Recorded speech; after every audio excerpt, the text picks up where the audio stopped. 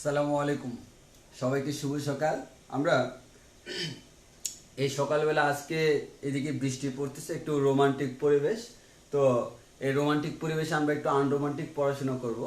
তো তোমরা যারা জয়েন করছো তারা একটু আমাকে এটা একটু কনফার্ম করো, আমার সাউন্ড এবং ভিডিও কোয়ালিটি ক্লিয়ার কিনা, অর্থাৎ আমার কথাগুলা প্রপারলি বোঝা যাচ্ছে কিনা, আর আমার বোর্ডের লেখাগুলা ক্লিয়ারলি বোঝা যাচ্ছে কিনা, আমার সাউন্ড এবং ভিডিও কোয়ালিটি ক্লিয়ার কিনা, এটা একটু আমাকে কনফার্ম করো। তোমরা একটু কাইন্ডলি কমেন্টে একটু কনফার্ম করো। তো আমি অল্প কিছুক্ষণ ওয়েট করব হচ্ছে আমাদের, যাতে করে যারা এখনো জয়েন করতে পারে নাই বা জয়েন করতে ইচ্ছুক তারা একটু জয়েন করে নিতে পারে। কারণ লাইভ ক্লাসে কোয়ালিটি মোর দেন আমাদের সেভড ভিডিও থেকে বেটার থাকে। তুমি ডিরেক্টলি লাইভে দেখলে দেখা যাবে ক্লাসগুলোর কোয়ালিটি অনেক ভালো থাকে, রেজুলেশন হাই থাকে। তো আমরা অল্প একটু কিছুক্ষণ ওয়েট করব যে যারা জয়েন করে নেয় তারা যাতে জয়েন করে নেয়, আর আমরা দেখবো কি পরিমাণ জয়েন করছে। ওকে, সবকিছু ক্লিয়ার। আর তোমরা যারা লাইভে আছো তোমরা একটু নিজেদের নামটা কমেন্টে দিয়ে দাও, নিজেদের নামটা একটু কমেন্টে দিয়ে দাও, এটা আমার সুবিধা হবে। আর পারলে নামের সাথে কলেজটা সহ দিয়ে দাও, কারণ এখন প্রায় সবাই কলেজ পেয়ে গেছো। তো তোমার নাম এবং কলেজের নামটা কমেন্টে দিয়ে দাও, তাহলে কারা কারা ক্লাস করতেছে আমাদের লাইভে সেটা আমাদের বুঝতে সুবিধা হবে। তোমরা কাইন্ডলি একটু তোমাদের নাম এবং কলেজের নামটা আমাদের এই যে কমেন্টে দিয়ে দাও।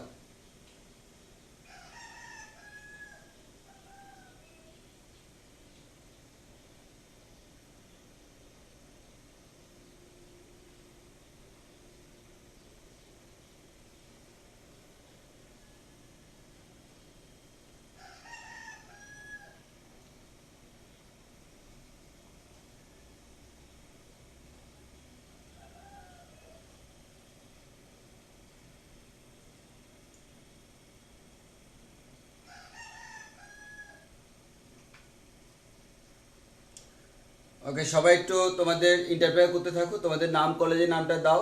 আর আরেকটা হচ্ছে, আমার কথা হচ্ছে ক্লাসে অ্যাক্টিভিটি অনেক ভালো থাকতে হবে। তো আমি শুরুতে একটা কথা বলে নিই। আমাদের প্রথম কথা হচ্ছে আমরা আজকের ক্লাসটা নিব। আজকের ক্লাসটা হচ্ছে আমার এর আগের ক্লাসগুলোর সাথে আমাদের রিলেটেড। অর্থাৎ তোমরা একটু খেয়াল করে দেখবা, আমাদের প্রথম দিকে যখন ফ্রি ক্লাস দিছিলাম, প্রথম ভেক্টরের 3টা ক্লাস আমরা কিন্তু একটু শিফট করে করে গেছি। মানে হচ্ছে আমরা জিনিসগুলা প্রপারলি ব্যাখ্যা না করে আমরা একটু সামনের দিকে আগাই গেছি, অর্থাৎ আমরা ইন অ্যান্ড আউটার সব কিছু বলি নাই। তো এখন যেহেতু রেগুলার ক্লাসগুলো আরম্ভ হচ্ছে, সেক্ষেত্রে আমাকে ইন অ্যান্ড আউটার সব কিছুই বলতে হচ্ছে। তো আমি এর আগে যে টোটাল অলরেডি 5টা ক্লাস হয়ে গেছে, সেই 5টা ক্লাসের লিঙ্ক আমি তোমাদেরকে দিয়ে দিছি অলরেডি। তো আজকে 6 নাম্বার ক্লাস, এই 6 নাম্বার ক্লাস করতে হলে অবশ্যই এর আগে 5টা ক্লাস করা থাকা উচিত। মানে ওই 5টা ক্লাস করা থাকলে বুঝতে খুব বেশি সুবিধা হবে। আর করা যদি কোনো কারণে না থাকে তাও খুব বেশি প্রবলেম হবে না, তাও করা থাকা বেটার। আর এখন যেহেতু আমাদের রেগুলার, তাহলে আমাকে তো বইয়ের ইন অ্যান্ড আউটার সব কিছু পুঙ্খানুপুঙ্খরূপে পড়তে হবে, কোনো কিছু বাদ দেওয়া যাবে না। এবার একটু খেয়াল করে দেখবা, এর আগের যে ক্লাসগুলা, ওই ক্লাসগুলোতে আমার ডিরেক্ট কোনো বইয়ের সাথে সিকোয়েন্স ছিল না। আমি আজকের ক্লাসের মাধ্যমে তোমাদেরকে পুরোপুরি একটা সিকোয়েন্সের ভিতর নিয়ে আসবো। মানে আজকের ক্লাসের পর থেকে, যেমন আমরা আজকের ক্লাসের পর আজকে আমার অলরেডি শিট রেডি হয়ে গেছে। শিটটা আমি দিয়ে দিব ক্লাসের পরে। আজকে হয়তো সন্ধ্যার দিকেও দিতে পারি অথবা দুপুরের দিকেও দিতে পারি, শিটটা দিয়ে দিব। আর তোমাদের বই তো আছেই, আজকে থেকে তোমরা বই থেকে এবং শিট থেকে পড়াশোনা স্টার্ট করে দিবা, গ্রাজুয়ালি স্টার্ট করবা। আর এটা তো জানোই যে 21 তারিখ থেকে আমাদের সবগুলা ক্লাস কিন্তু, যেমন ফিজিক্স ক্লাস সপ্তাহে 3টা করে হবে। মানে আমরা পুরোদমে শুরু করব এবং আমরা একটা অধ্যায় শেষ করে তারপর আরেকটাতে যাব। একটা অধ্যায়ের ভিতরে আরেকটা অধ্যায় পড়বো না। তো অনেকে আমাদের জয়েন করছে আমাদের ক্লাসে। তো আমি একটু বলি। প্রথমত হচ্ছে, আমি যেহেতু বলছিলাম যে আজকের ক্লাসে আমরা একটু তোমাদেরকে গুছাই দিব, মানে হচ্ছে আমাদের এর আগের সবগুলা ক্লাসকে কম্বাইন করে আজকের ক্লাসে তোমাকে একটু আমি সিকোয়েন্সে নিয়ে যাব। তার জন্য তোমাদের থেকে আমি শুরুতে একটু টাইম চেয়ে নিব বলতে, আজকে এমন হইতে পারে যে আমাদের ক্লাস 10টায় শুরু হয়েছে, অলরেডি 10 মিনিট চলে গেছে। এরপরে আমাদের ক্লাসটা 11টায় শেষ না হয়ে যদি 15-20 মিনিট লেট হয়, তাহলে তোমাদের কি খুব একটা প্রবলেম হবে? মানে এক কথা আমি জানতে চাচ্ছি, যদি আমি ক্লাসটাকে একটু লেন্দি করি, লেন্দি করে যদি তোমাদের খুব সুন্দরভাবে বিষয়গুলো গুছাই দিই, এতে কি তোমাদের কোনো আপত্তি আছে কিনা, নাকি আমি লেন্দি করলে তোমাদের কোনো আপত্তি নেই? একটু কমেন্টে জানাই দাও যে আমি ক্লাস যদি একটু লেন্দি করি এটা আমার একটু সুবিধা হবে, আমি জিনিসগুলা স্লোলি আস্তে আস্তে তোমাদেরকে বুঝে বুঝে আগাইতে পারবো। আর যদি বেশি তাড়াতাড়ি তাড়াহুড়ো করি এতে তোমাদেরও বুঝতে সমস্যা হয়ে যেতে পারে। তা আমি আমার সিকোয়েন্সে সুন্দর করে ধাপে ধাপে আস্তে আস্তে যাবো, বাট একটু টাইম আমার একটু বেশি লাগবে, যেহেতু আজকের যে প্ল্যানিং সেই প্ল্যানিং অনুযায়ী টাইম একটু বেশি লাগতে পারে। এতে কারো আপত্তি আছে কিনা আমি একটু দেখি কমেন্টে, যে ক্লাস একটু হালকা যদি লেন্দি হয় 15-20 মিনিট এক্সট্রা হলে কারো কোনো আপত্তি আছে কিনা, নাকি সবাই করতে ইচ্ছুক? ওকে, ভালো লাগলো যে আপত্তি নাই। হ্যাঁ, তাহলে আপত্তি যদি না থাকে ইনশাল্লাহ আমরা আজকের ক্লাসের পরেই তো আমাদের রেগুলার একবারে সপ্তাহে 3টা করে ক্লাস শুরু হচ্ছে। আমি জাস্ট বলবো লেগে থাকো এখন থেকে, ইনশাল্লাহ খুব দ্রুত আমরা জিনিসগুলো শেষ করব। তবে তুমি নিজেই বুঝতে পারবা আমরা কতটুকু বেসিক ক্লিয়ার করে করে পড়তেছি, এবং আমি এতটুকু আশ্বাস রাখতে পারো ক্লাসগুলো রেগুলার করার পর তোমার সৃজনশীল আনসার করতে কোনো সমস্যা হবে না, কারণ আমরা প্র্যাকটিস করাবো এবং আমরা পড়াটা এমনভাবে পড়াবো যাতে সৃজনশীলে কোনো ঝামেলা না হয়, এমসিকিউতে কোনো ঝামেলা হবে না, অ্যাডমিশনে ক্লাস ঝামেলা হবে না, ইভেন ভার্সিটি অ্যাডমিশন এবং ইঞ্জিনিয়ারিং অ্যাডমিশন আর মেডিকেল অ্যাডমিশনে তো হচ্ছে তোমার থিওরিটিক্যাল জিনিসগুলো বেশি আসে, সেগুলো আমরা ক্লাসে বলেই পেলি, যার কারণে কোনো কিছুতেই তোমাদের সমস্যা হবে না। এর মানে একের ভিতর সব, আমাদের ক্লাসগুলো হবে একের ভিতর সব, বেসিকের কলরব, অনেকগুলো বেসিক আমরা পড়বো, একের ভিতর সবগুলো দিব। তো আমরা যেহেতু যাক ভালোই লাগলো, কারো কোনো প্রবলেম নাই, ইনশাআল্লাহ আমরা শুরু করি। জাস্ট শুরু থেকে শেষ পর্যন্ত লেগে থাকবা। আবার আমি শুরুতে তোমাদেরকে মনে করিয়ে দিই, যদি থাকে মাথায় কেন থাকবে খাতায়, এর মানে তোমাকে পুরো ক্লাসটা মাথায় রাখতে হবে। এরপর আমি ক্লাসের পর আমি যে বোর্ডের ছবি তুলবো, তোমরা যারা আগে থেকে ক্লাস করে জানো বোর্ডের ছবিগুলো দিয়ে দিব, তোমরা সেখান থেকে দেখে দেখে পরে নোট করে নিবা। এবার আসো, এবার আমরা তাহলে আমাদের সিকোয়েন্সে আগাইতে পারি ইনশাআল্লাহ। আমরা শুরু করে দিই। আজকে থেকে তুমি বলতে পারো তুমি ভেক্টরের পুরা ভিতরে ঢুকে গেছো, এর মানে এখন থেকে আর পিছনে তাকানোর সুযোগ নাই, এখন থেকে খালি আমরা পড়বো আর পড়বো, অনেক কিছু শিখবো। তাহলে একটু ভালো করে খেয়াল করি। প্রথমত আসো, আমরা লাস্ট ক্লাসে হচ্ছে ভেক্টর ডেফিনেশন দিছিলাম, সেখানে অত্যন্ত ইম্পর্টেন্ট একটা ভেক্টর ছিল হচ্ছে একক ভেক্টর এবং আয়ত একক ভেক্টর। এই দুইটাকে আমরা একেবারে ভেঙে ভেঙে পড়ছি, তো আশা করি এগুলোতে কারো কোনো সমস্যা হওয়ার কথা না। এখন আসো, এরপর আরো 4টা ভেক্টর বাকি ছিল। একটা হচ্ছে অক্ষীয় ভেক্টর, আরেকটা হচ্ছে পোলার ভেক্টর, আরেকটা হচ্ছে অবস্থান ভেক্টর, আরেকটা হচ্ছে সরণ ভেক্টর। অবস্থান আর সরণ আমি একটু পরে বলবো, কারণ ওইগুলো হচ্ছে এই চ্যাপ্টারের ডিরেক্টলি রিলেটেড টপিকস। আর এখানে যে আমার অক্ষীয় এবং পোলার বলবো, এই জিনিসটা বলার জন্য আসলে আমাকে এক কথায় এই অধ্যায় থেকে আসলে এটা ব্যাখ্যা করা সম্ভব না। তার জন্য আমাকে যাইতে হবে 3 নাম্বার অধ্যায় গতিবিদ্যা, 4 নাম্বার অধ্যায় নিউটনীয় বলবিদ্যা। এখন তো আমরা সেগুলো পড়তেছি না, বাট এক কথায় যে কথাগুলো বললে তুমি বুঝবা, মানে এক কথা একেবারে সংক্ষেপে, এখানে কোনো কি এবং কেন প্রশ্ন করা যাবে না। আমি জাস্ট সংক্ষেপে তোমাকে জিনিসগুলা বলে জাস্ট বুঝিয়ে দিব এগুলো কি জিনিস। হ্যাঁ, তোমরা জাস্ট জিনিসগুলো সংক্ষেপে মাথায় নিয়ে নেবা, তোমাকে এই জিনিসটা চিন্তা করা লাগবে না, এগুলোর ভিতরে ডিপলি পড়া লাগবে না। ডিপলি আমরা পড়বো, অবশ্যই পড়বো, এখানে এমন কিছু নেই যেটা আমরা ডিপলি পড়বো না। পড়বো কোথায়? 3 নাম্বার চ্যাপ্টার গতিবিদ্যার একেবারে লাস্টের দিকে পড়বো, আর 4 নাম্বার চ্যাপ্টার নিউটনীয় বলবিদ্যা পুরো অধ্যায় ভরে আমরা এই জিনিসগুলো পড়বো। তো আমরা এটি শুরু করি। তাহলে আমাদের ক্লাসে তোমরা খুব প্রপারলি মনোযোগ দিবা, আমি কন্টিনিউয়াসলি তোমরা কোনো জিনিসই মিস করতে পারবে না, প্রত্যেকটা জিনিস তোমাকে খুব ভালো করে বুঝতে হবে। এবার আসি, আমাদের যদি আমরা কোন একটা বস্তুকে যদি গতিশীল চিন্তা করি, তাহলে আমরা তার গতিকে সাধারণত 2টা ভাগে ভাগ করতে পারি।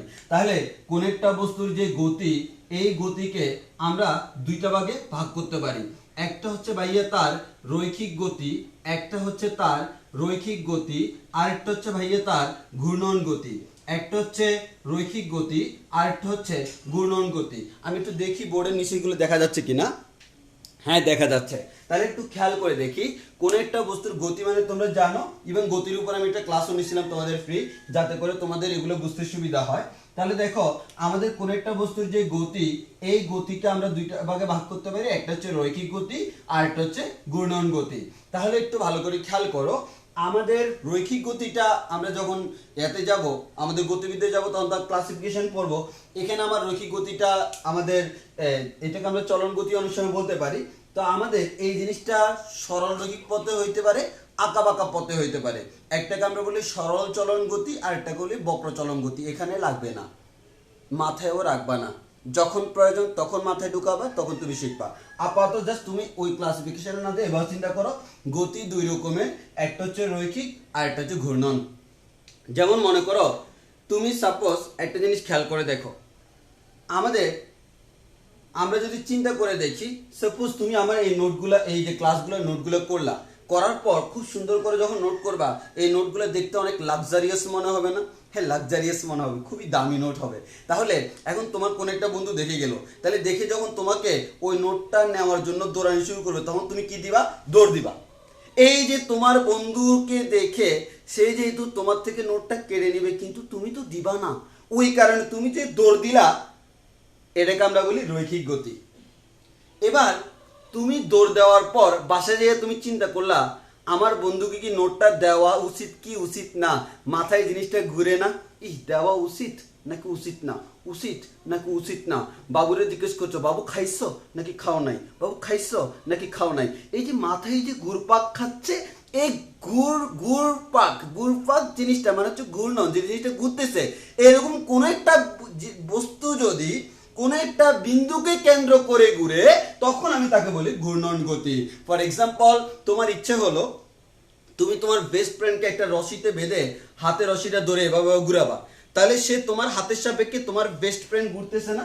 তাহলে জিনিসটা তুমি চিন্তা করে দেখো, এটা হচ্ছে একটা বিন্দু, এখানে তোমার হাত আছে, আর এটা হচ্ছে তোমার সে কাঙ্ক্ষিত বন্ধু।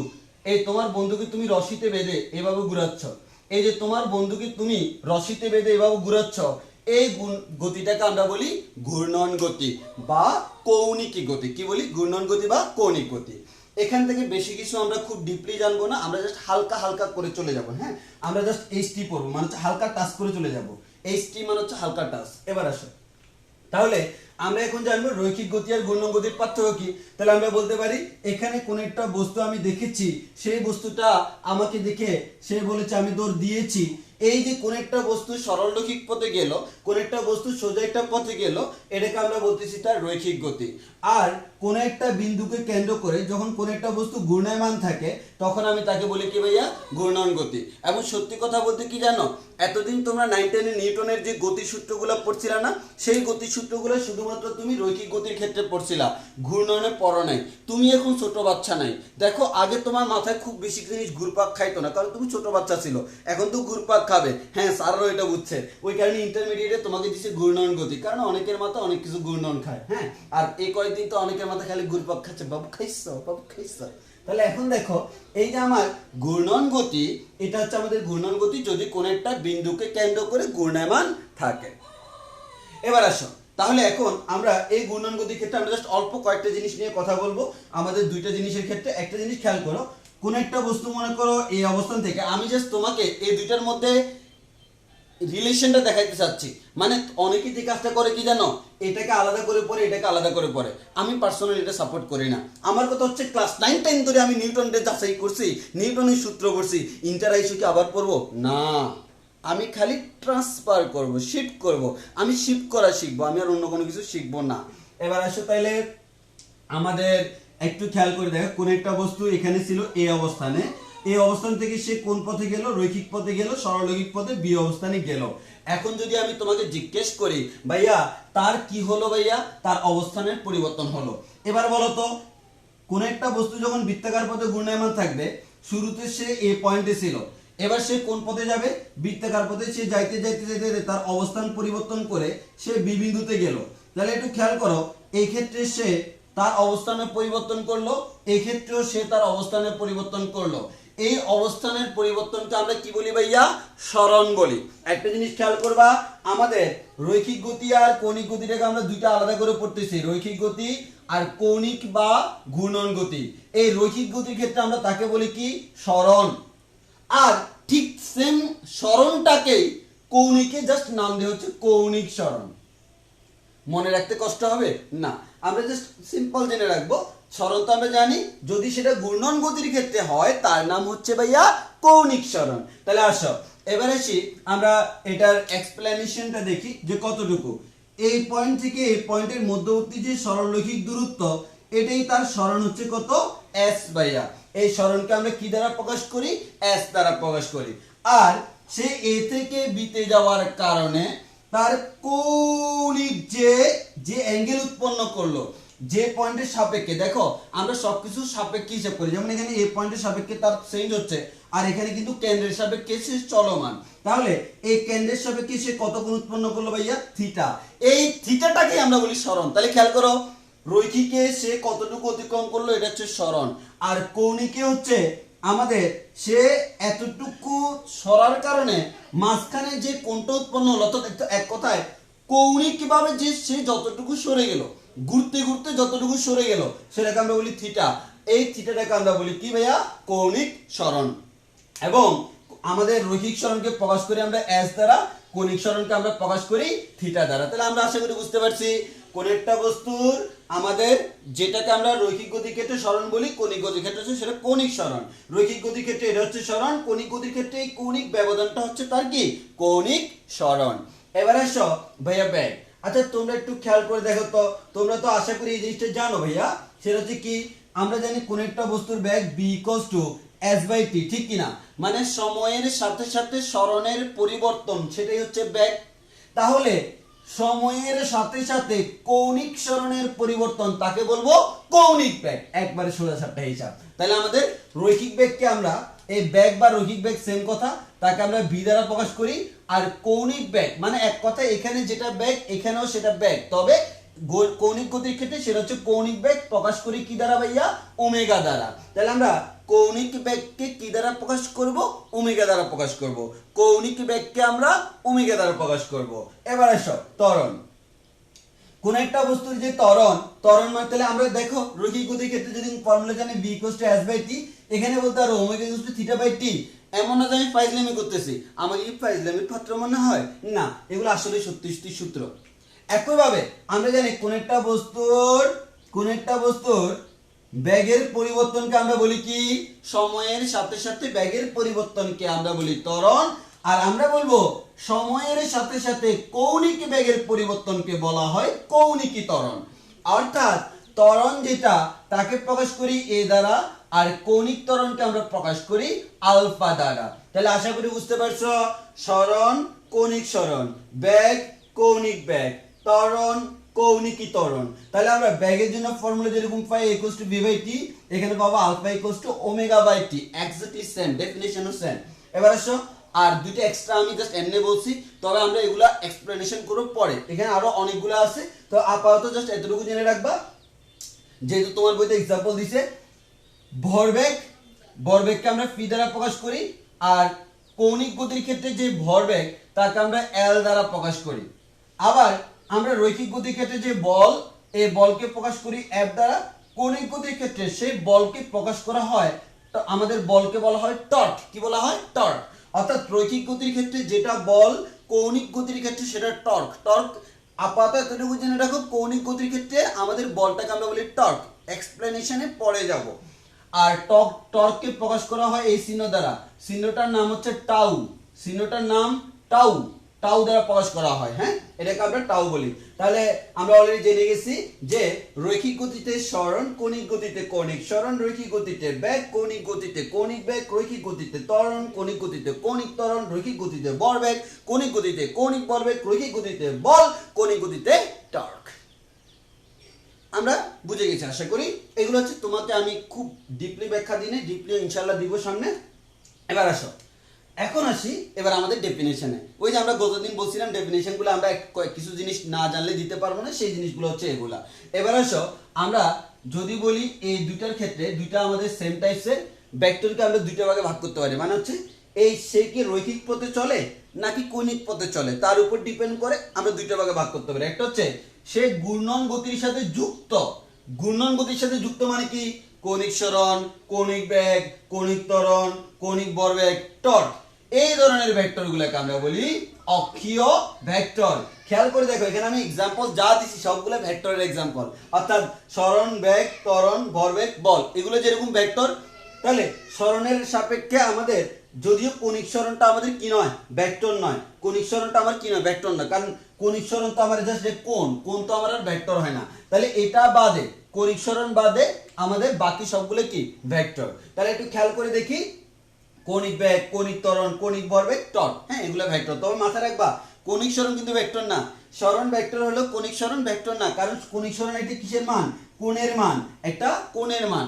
কোণ কখনো কোণ কখনো কি নয়? ভেক্টর নয়, সেটা আমাদের স্কেলার রাশি। আর এটার একক ডিগ্রি, রেডিয়ান, গ্রেডিয়েন্ট, যে কোনো কিছু হইতে পারে কোণের একক। ওকে, তাহলে আমরা বলতে পারি আমার এটা বাদে বাকি সবগুলাকে আমরা জাস্ট আমাদের সুবিধার্থে আমরা এটা সহ পড়াইছি, বাট ভেক্টরের ডেফিনেশন দিতে গেলে কৌণিক সরণ দেওয়া যাবে না।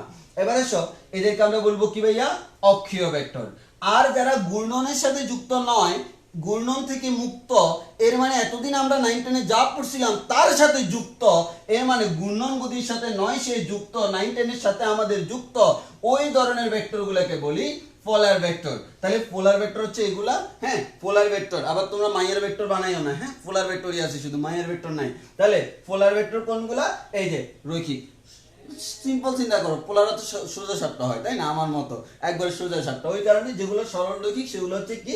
রৈখিক গতি। হ্যাঁ, যদি এগুলোকে আবার তুমি মাইয়ার ভেক্টর বলিও না, এগুলো হচ্ছে তাহলে আমাদের অক্ষীয় ভেক্টর, এগুলো হচ্ছে পোলার ভেক্টর। তাহলে আমরা এক কথা বলবো কি? যে সকল ভেক্টর ঘূর্ণন গতির সাথে যুক্ত তাদেরকে বলবো অক্ষীয় ভেক্টর। ফর এক্সাম্পল কৌণিক বেগ, কৌণিক ত্বরণ, কৌণিক ভরবেগ, টর্ক। যে সকল ভেক্টর ঘূর্ণন গতির সাথে যুক্ত নয় তাদেরকে বলবো পোলার ভেক্টর। ফর এক্সাম্পল সরণ বেগ, ত্বরণ, ভরবেগ, বল, এটসেট্রা। তাহলে আমরা আশা করি জিনিসগুলো বুঝতে পারছি। এবার মুছার আগে ছবি তুলে নিই, তোমরা খাতা লেখার কোনো প্রয়োজন নাই। এবার আসো কিশোর চৌধুরী, লেট হয়ে গেল, লেট হলেও সমস্যা নেই, তুমি একবার টাইম মতো আসছো।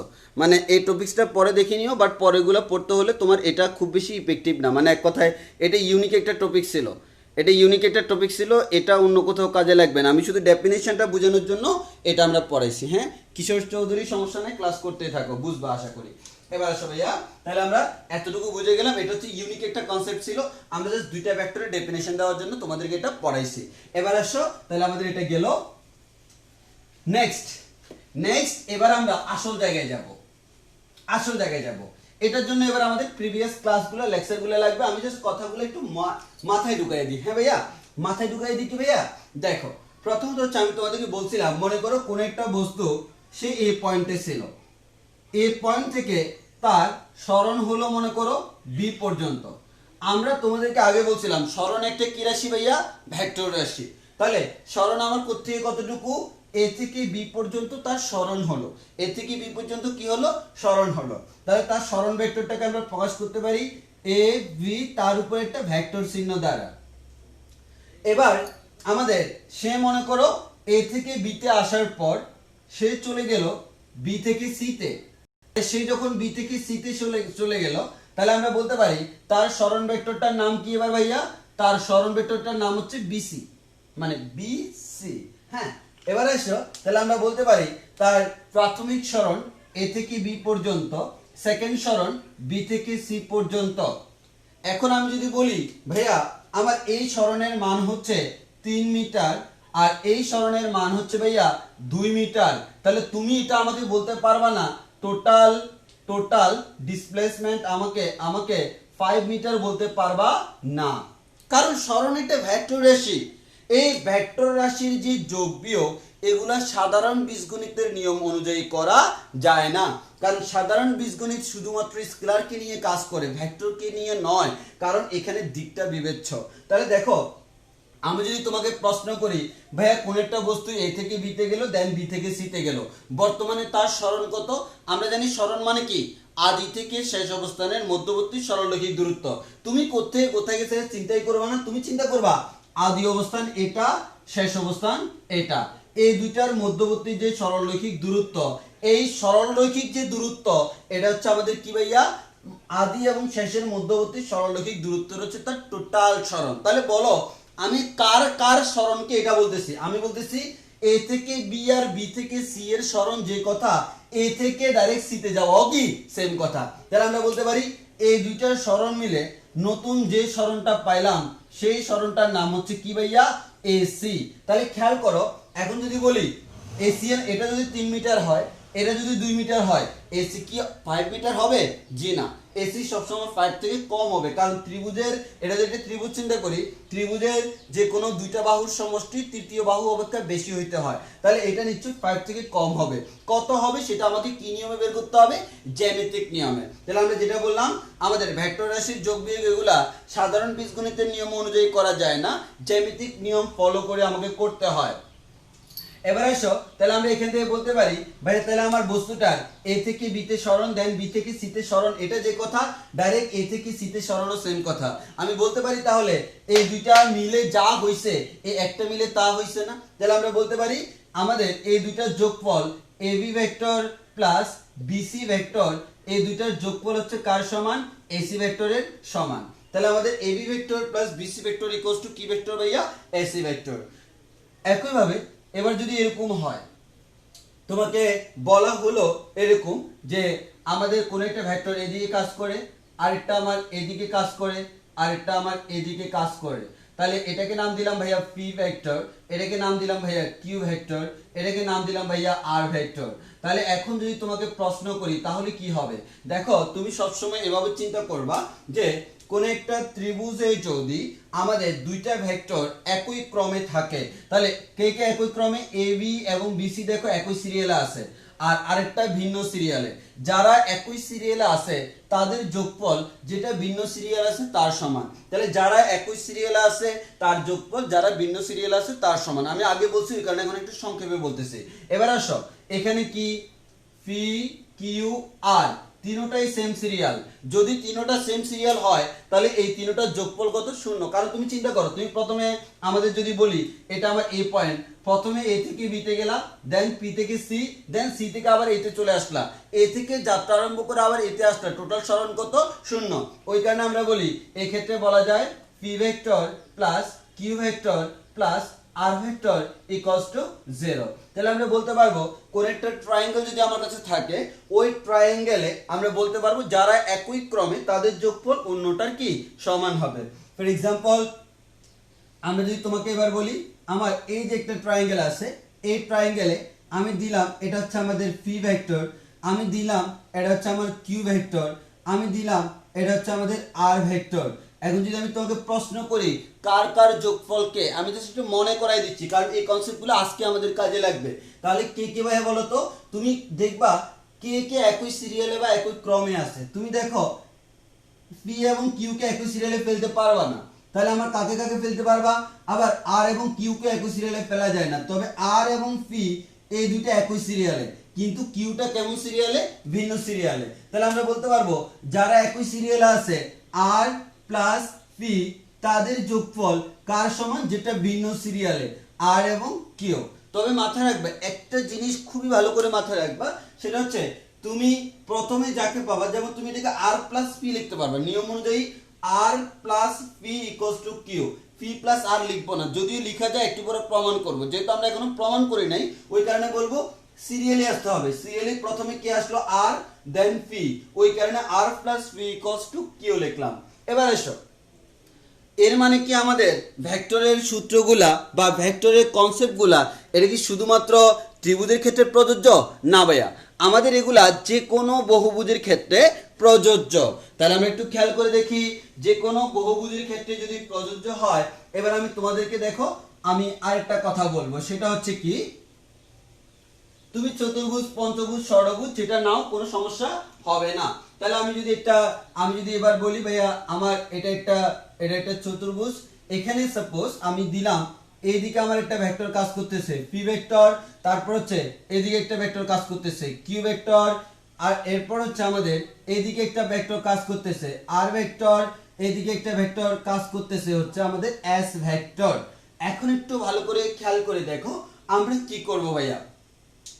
এখন তোমার কাছে দুইটা নিয়ম আছে, নিয়মটা কি ভাইয়া একটু খেয়াল করো। এক নাম্বার নিয়ম, এখানে দেখো একই ক্রমে কে কে আছে, তুমি যদি এইদিকে যাও এটা যে সিরিয়ালে, দেখো এক কথায় তুমি যদি এভাবে ঘুরো, এভাবে গেলে এই সিরিয়ালে কে কে আছে? এই সিরিয়ালে একটা হচ্ছে আর আর একটা হচ্ছে পি, তাই না? তাহলে আমরা বলতে পারবো আর এবং পি এর যোগফল, আর এবং পি এর যোগফল কার সমান? যারা ভিন্ন সিরিয়ালে। এবার বলো ভিন্ন সিরিয়ালে কে কে আছে? ভিন্ন সিরিয়ালে হচ্ছে আমাদের আছে হচ্ছে ভিন্ন সিরিয়ালে কি আছে কিউ এবং এস, তাহলে আমাদের কিউ এবং এসটা হচ্ছে আমাদের ভিন্ন সিরিয়ালে, তাহলে আমাদের কিউ এবং এসটা যেহেতু আমাদের একটু সরি একটু খেয়াল করো, হ্যাঁ এবার হচ্ছে আমাদের এই সিরিয়ালে নিব, তাহলে আমাদের এই সিরিয়ালে এস আছে আর কিউ আছে, তাহলে আমরা বলতে পারবো এস প্লাস কিউ। আশা করি বুঝতে পারছো যে আমাদের এক কথায় যদি আমার কখনো সবসময় তো ত্রিভুজ থাকবে না, যদি চতুর্ভুজ থাকে তুমি কি করবা, যারা একই সিরিয়াল আছে মানে এক কথায় তুমি একবার এইদিকে ঘুরবা, ঘোরার সময় ওই ডিরেকশনে যাদেরকে পাবা তারা সমান অপোজিট ডিরেকশনে যারা আছে তারা। এবার দেখো তাহলে আমি একটু অন্যভাবে বলতে পারি, অর্থাৎ এই জিনিসটা তোমাকে একটু অন্যভাবে ব্যাখ্যা করতে পারি। কিভাবে ভাই একটু চিন্তা করো তো, আমি দেখো এই চতুর্ভুজটা আমি আবার আঁকতেছি তোমাদের সুবিধার্থে, মানে তোমাদের সুবিধার্থে আমি আবার আঁকতেছি, আবার আঁকলে কেমন হয়, এদিকে আমি রাখলাম কিউ ভাইয়া, এদিকে আমি রাখলাম আর, এদিকে রাখলাম পি, আর এদিকে রাখলাম হচ্ছে আমাদের এস। এখন একটা জিনিস খেয়াল করে দেখো, আমি যে কাজটা করব সেই কাজটা হচ্ছে আমি সবাইকে একই সিরিয়ালে যদি আনতে পারি, মানে এক কথায় সবাই যদি একই সিরিয়ালে থাকে তাহলে সবার যোগফল শূন্য না, একটু আগেই তো পড়লাম। তাহলে দেখো আমি চাচ্ছি সবাইকে এই সিরিয়ালে আনবো, তাহলে এই সিরিয়ালে আনতে হলে দেখো আরটা এই সিরিয়াল আছে, এস কি এই সিরিয়াল আছে নাই। আচ্ছা বলো তো এসটাকে যদি আমি ডিরেকশন চেঞ্জ করে দিই এটাকে মাইনাস এস লেখা যায় না? সোজা হিসাব, আমরা আগে বলছিলাম একটা ভেক্টর মান এবং মান ঠিক রেখে যদি সে উল্টে যায় তাহলে তাকে বলি ঋণ বা ঋণাত্মক ভেক্টর, তাহলে এটাকে যদি এস বলতাম তার উল্টাটা নিশ্চয় মাইনাস এস। এবার আসো একইভাবে এটা যদি আমার কিউ হয় তার উল্টাটা নিশ্চয় কি হবে, মাইনাস কিউ। তাহলে এবার আমরা কি বলতে পারি, সবার যোগফল কত, শূন্য। তাহলে সবার যোগফল শূন্য হলে এই R vector plus minus S vector plus P vector plus minus Q vector equals to শূন্য। তাহলে আমরা কি বলতে পারি, এটা মাইনাস দুইটাকে ডান পাশে নেওয়া যায়, তাহলে আমরা বলতে পারি R vector plus P vector সমান হচ্ছে S vector plus Q vector. দেখো আমাদের মিলে গেছে। এবার দেখি তোমরা বলো, তাহলে আমাদের আশা করি এবার কারো কোনো সমস্যা হবে না। এই ধরনের প্রশ্ন পরীক্ষা আসতে পারে, তোমরা কনফিউজড হয়ে যাবা বড় বড় আমাদের বহুভুজগুলো যখন দিবে, তাহলে আমাকে বড় বড় বহুভুজ দিলে কনফিউশন এরাইজ করার কোনো প্রয়োজন নাই, আমাদের জাস্ট বেসিকটা ক্লিয়ার রাখতে হবে।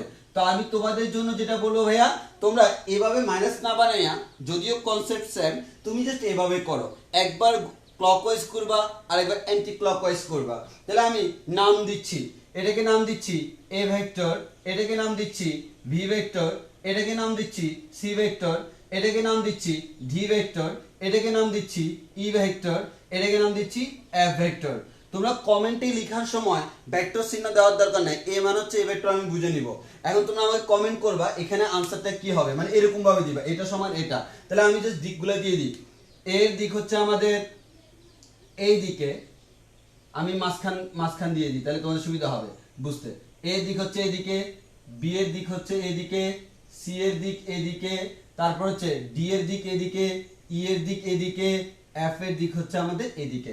তাহলে তোমরা এখন আমাকে বলবা এই পুরা জিনিসটা কমেন্টে একটু আমাকে জানাও যে আমাদের 1 2 3 4 5 6 এর মধ্যে ষড়ভুজ দেওয়া আছে, এই ষড়ভুজ যেটা তার মধ্যে অনেকগুলো ভেক্টর দেখতে পাচ্ছ, এদের মধ্যে রিলেশনগুলো কেমন হবে, অর্থাৎ কার কার যোগফল কার কার সমান, একটু আমাকে কমেন্টে জানাই দাও। তাহলে কমেন্টে দেখি তোমরা ইন্টারফেয়ার করো যে কোনটার যোগফল কোনটার সমান, আমি একটু কমেন্টগুলো পড়ে তোমরা কমেন্টে জানাও, এরপর আমি বলে দিব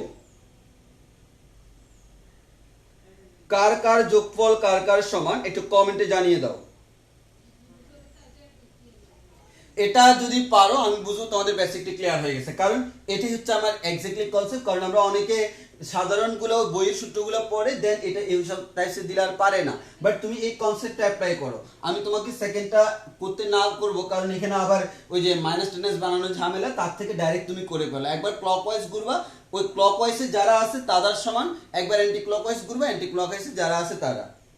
তাহলে সোজা হিসাব, ক্লকওয়াইজে যারা আছে তারা সমান, অ্যান্টি ক্লকওয়াইজে যারা আছে তারা। তাহলে একটু দেখি তোমরা কমেন্টে আনসার করো যে এটার আনসার কি হবে, কোনটা সমান কোনটা। ভেক্টর চিহ্ন দেওয়ার দরকার নেই, এবিসি দিলে আমি এবিসি ভেক্টর বুঝে নিব।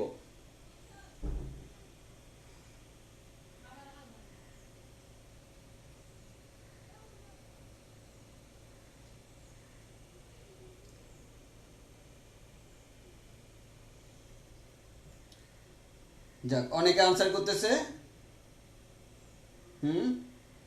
বেটার। ওকে, যারা আনসার করছো মেবি সবারটাই হয়েছে, আমি একটু করে দিই, দেন তোমরা মিলাই দেখো। তাহলে প্রথমত আসে ভাইয়া আমি ক্লকওয়াইজ আর অ্যান্টি ক্লকওয়াইজ যাব। সাপোজ আমি অ্যান্টি ক্লকওয়াইজ গেলাম, এবার দেখবো এই ডিরেকশনে কে কে আছে। তাহলে আমি এখান থেকে যে কোনো এক পয়েন্ট থেকে শুরু করবা, এই পয়েন্ট থেকে শুরু করলে আবার এখানে আসবা, না হয় মিস হয়ে যাবে। তাহলে এইদিকে কে আছে? এ, তাহলে আমি রাখলাম এ। এরপর এইদিকে আর কে আছে? ভি, তাহলে প্লাস ভি ভেক্টর। এবার বলো সিটা আমার এদিকে নাই, সি বাদ, ডিটা আমার এদিকে আছে, তাহলে ডি ভেক্টরটা নিব। এরপর আমাদের ইটা এদিকে আছে, তাহলে ই ভেক্টরটা নিব। এরপর আমরা বলবো এদিকে যখন যাব দেখো, তারপর এদিকে আসলাম, যে পয়েন্ট থেকে যাত্রা আরম্ভ করলাম সেই পয়েন্টে চলে আসলাম। তো অনেকে আবার করবা কি ভাইয়া, ভাইয়া যেহেতু আমি এটা করছি এবার আমি উল্টাভাবে ঘুরি। আর দরকার নাই তো, তুমি এভাবে ঘুরে যেগুলোকে পাইছো সেগুলা বাদে বাকিগুলোই তো উল্টা।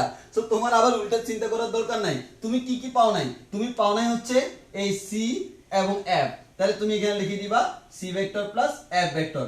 হুদেই হুদেই ঘুরার দরকার নাই, মানে আমার নিয়ম অনুযায়ী উল্টাভাবে ঘুরে লাগবে, বাট আমার তো ঘুরার দরকার নাই। আমার কথা হচ্ছে যাদেরকে আমি এদিকে ঘুরে পাই নাই তারা নিশ্চয়ই উল্টা, তাহলে আমি তাদেরকে জাস্ট লিখে দিলে হয়ে যাচ্ছে।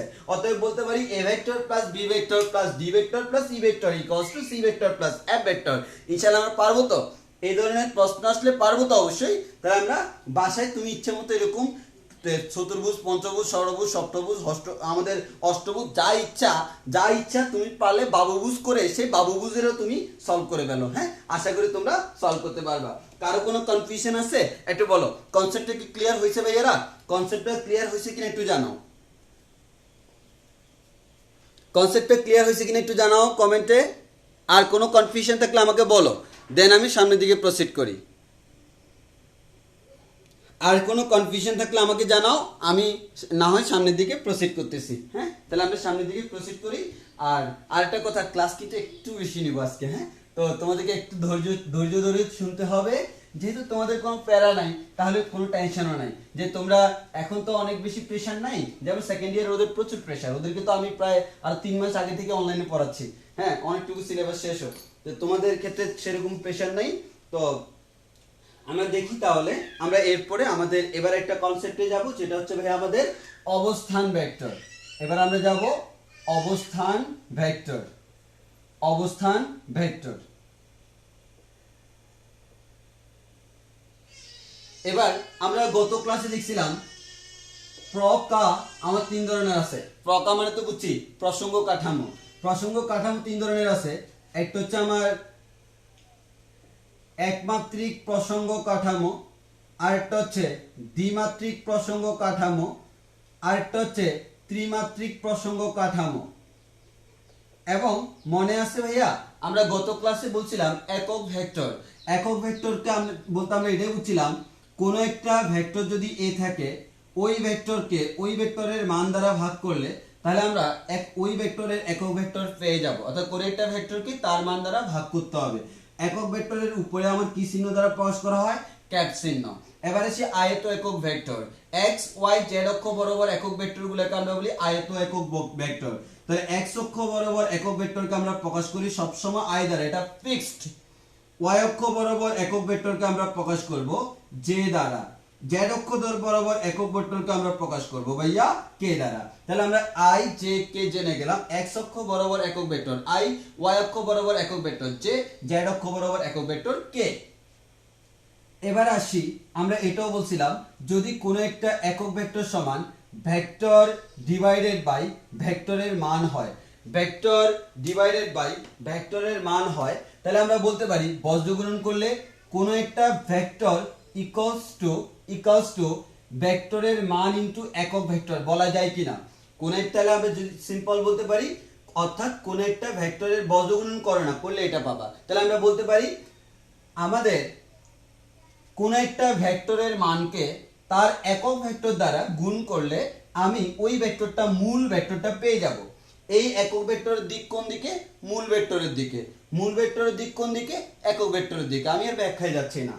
এবার আসো, তোমাকে আমি বললাম ভাইয়া আমাদের ধরে নিলাম এটা এক্স অক্ষ, এটাকে আমি ধরে নিলাম এক্স অক্ষ, এটাকে ধরে নিলাম ওয়াই অক্ষ।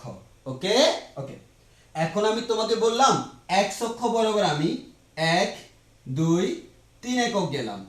এই 3 একক যাওয়ার পর যে ভেক্টরটা পাইলাম তাকে নাম দিলাম এ ভেক্টর। এখন তোমরা আমাকে বলো তো ভাইয়া, তোমরা আই জে কে এর উপরে ক্যাপ দেওয়ার কোনো প্রয়োজন নাই, তুমি আই জে কে দিলে আমি বুঝে নিব একক ভেক্টর। তাহলে আমার যদি এটা 3 একক হয় 1 2 3, তাহলে আমাকে বলো তো এই ভেক্টরটার নাম কি। আর আরেকটা হচ্ছে এদিকে মনে করো 1 একক 2 একক গেলাম, তাহলে 2 একক যাওয়ার পর যে ভেক্টরটা পাইলাম আমি তোমাকে জিজ্ঞেস করো ভাইয়া বি ভেক্টরটার নাম কি। আমাদের বি ভেক্টরটার নাম কি তোমাকে জিজ্ঞেস করব। তাহলে আমি এ ভেক্টরের নাম জানতে চাচ্ছি, বি ভেক্টরের নাম জানতে চাচ্ছি। একটা হচ্ছে এ ভেক্টরের নাম জানতে চাচ্ছি, আর একটা হচ্ছে বি ভেক্টরের নাম জানতে চাচ্ছি। এবার আসো, এটাই আমার সেই এক্স অক্ষ, এটাই ওয়াই অক্ষ। তাহলে এটা যদি মূল বিন্দু হয়, এক্স অক্ষের আমি এখন কোন দিকে যাচ্ছি, ঋণাত্মক দিকে। এদিকে আমি 2 গড় নিলাম, 2 গড় নিলে যে ভেক্টরটা পাবো সেই ভেক্টরটাকে দিলাম সি ভেক্টর। তাহলে বলো তো ভাইয়া সি ভেক্টরের নাম কি। আর আমি ওয়াই অক্ষের ঋণাত্মক দিয়ে গেলাম 1 2 3 একক। তাহলে 3 একক যাইয়া যে ভেক্টরটা পাইলাম তাকে নাম দিলাম ডি ভেক্টর। ভাইয়া বলো তো ডি ভেক্টরের নাম কি। তাহলে আশা করি তোমরা সবাই পারবা। তাহলে আমি আবার বলতেছি, আমাদের প্রথম কথা, আমাদের এ ভেক্টর মানে হচ্ছে মূল বিন্দু থেকে এক্স অক্ষের ধনাত্মক দিকে কয় একক গেলাম, 3 একক। আর এদিকে বি ভেক্টর মানে হচ্ছে ওয়াই অক্ষের দিকে 2 একক গেলাম। আর সি ভেক্টর মানে এক্স অক্ষের ঋণাত্মক দিকে 2 একক গেলাম। ডি ভেক্টর মানে হচ্ছে ওয়াই অক্ষের ঋণাত্মক দিকে 3 একক গেলাম। তাহলে এই যে A vector, B vector, C vector, D vector কোনটা কত একটু বলো তো আমি শুনি। A B C D vector কোনটা কত, সবাই একটু ইন্টারেকশন করবে। দেখো আমাদের কোচিং এ ডিরেক্ট ক্লাস হলে তখন আমাদের সুবিধা হইতো ভাই, আমরা সাথে সাথে জানি, কিন্তু এখন তো আমাদের সাথে সাথে তোমাদের থেকে মুখ থেকে শোনার উপায় নেই। তো আমি রিকোয়েস্ট করব তোমরা ইন্টারফেয়ার করবা, তোমরা ক্লাসে ইন্টারফেয়ার করবা, যে তোমরা বলবা, তাহলে দেখবা, তাহলে আমারও পরে উৎসাহ জাগবে যে তোমরা বুঝতেছো। তোমরা কমেন্ট করলে আমি বুঝতে পারবো যে তোমাদের কনসেপ্ট ক্লিয়ার হচ্ছে কিনা। দেখো ফিজিক্স বেসিক এবং কনসেপ্ট ক্লিয়ার করা ছাড়া কখনো ফিজিক্সে ভালো করতে পারবে না। আর যখন দেখবে বেসিকটা ফুল ক্লিয়ার, কোনো কনফিউশন নাই, তখন দেখবে ফিজিক্স খুবই মজা, খালি পড়তে ইচ্ছে করবে ফিজিক্স। তখন আর বাবু খাইছো টাইসো এগুলো মাথায় আসবে না, মাথায় আসবে ফিজিক্স। ওকে, অনেকে আনসার দিল।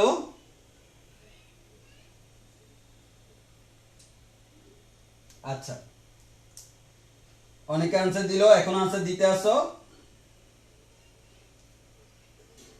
যে জায়গায় ভুল করবো ভাবছিলাম সেই জায়গায় ম্যাক্সিমাম ভুল করতেছো আসলে। হ্যাঁ, সমস্যা নেই, আমি শুদ্ধ করে দিব।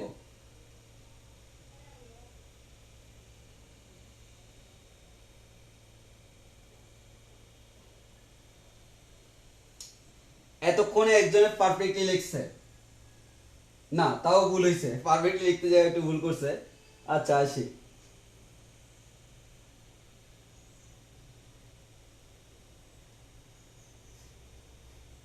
আব্দুল্লাহ পাইম স্যার খাইছেন? জি স্যার খাইছি, আমি খাইছি। আচ্ছা আসো, তাহলে আমাদের দেখো, তোমাদের যদি কারো ভুল হয়ে থাকে তোমরা একটু ভুলগুলো শুদ্ধ করে নাও। প্রথমত ভাইয়া এ ভেক্টর মানে কি বললাম, এক্স অক্ষের দিকে। তাহলে আমি যদি তোমাকে বলি সিম্পল, এক্স অক্ষের দিকে কোন একটা ভেক্টর কি দ্বারা প্রকাশ করব, আই দ্বারা, একক ভেক্টর।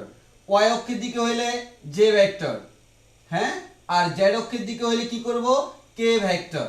তাহলে এক্স অক্ষের দিকে যদি 3 একক যায় সেটা হচ্ছে 3 ইনটু আই, কারণ 3 একক মানে কি, তার মান 3, একক ভেক্টরের মান তো 1 একক, তাহলে 3 একক মানে কি এককের 3 গুণ, তাহলে মানকে একক ভেক্টর দ্বারা গুণ করলাম, তাহলে মূল ভেক্টরটা পেয়ে যাব।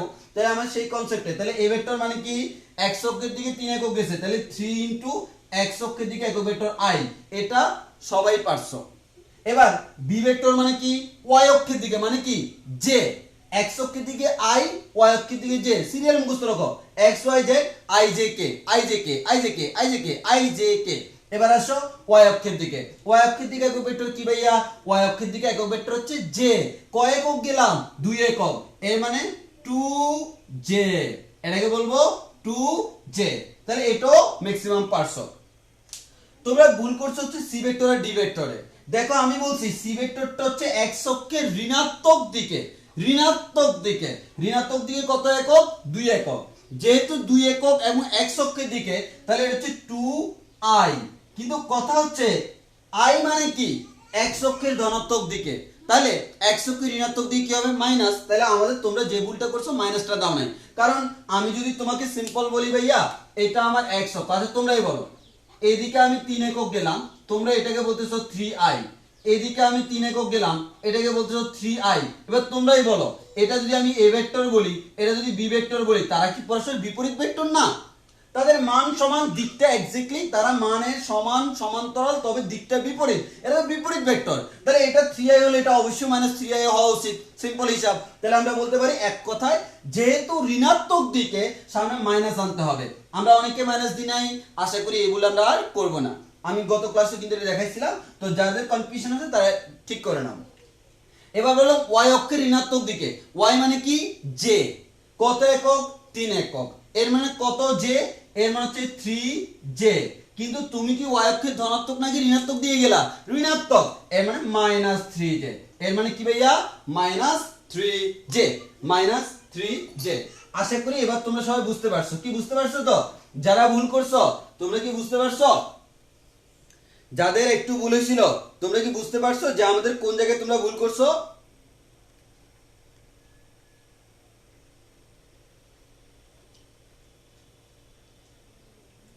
যারা ভুল করছো তারা আশা করি ঠিক করে নেবা যে ঋণাত্মক দিকে হইলে অবশ্যই মাইনাস আসবে। হ্যাঁ, ঋণাত্মক দিকে হইলে অবশ্যই মাইনাস আসবে, ঋণাত্মক দিকে হইলে অবশ্যই মাইনাস আসবে। ওকে, তাহলে আশা করি আমরা ভাইয়া বুঝতে পারছি। দেন আমরা আরেকটু সামনের দিকে আগাই। এবার আসো ভাইয়া, আমরা বের করব কি, দেখো আমরা বের করব অবস্থান ভেক্টর।